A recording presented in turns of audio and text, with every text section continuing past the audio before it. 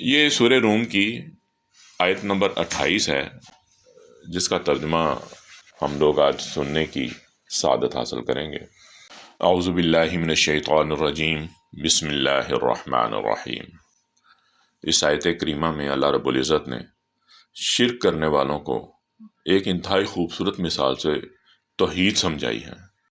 اللہ رب العزت اس میں بیان کرتے ہیں کہ اللہ رب العزت کے پیدا کیے ہوئے انسان جو اتفاقاً تمہاری غلامی میں آ گئے ہیں، وہ تمہارے مال میں تو کسی قسم کا شریک نہیں ہے، مگر تم نے یہ عجیب دھاندلی مچا رکھی ہے، خدا کی پیدا کی ہوئی کائنات میں خدا کی پیدا کردہ مخلوق کو بے تکلف اس کے ساتھ خدائی کا شریک ٹھہراتے ہو۔ اس طرح کی ہم کنا باتیں سوچتے ہوئے آخر تمہاری عقل کہاں ماری جاتی ہے؟ تو اس آیت میں اللہ رب العزت نے اس چیز کو اس طرح بیان کیا ہے۔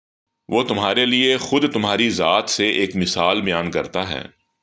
کیا تمہارے غلاموں میں کوئی تمہارے اس مال میں شریک ہے جو ہم نے تم کو دیا ہے؟ کیا تم اور وہ اس میں برابر ہو؟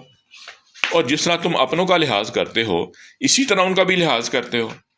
اس طرح ہم آیتیں کھول کھول کر بیان کرتے ہیں ان لوگوں کے لیے جو عقل سے کام لیتے ہیں۔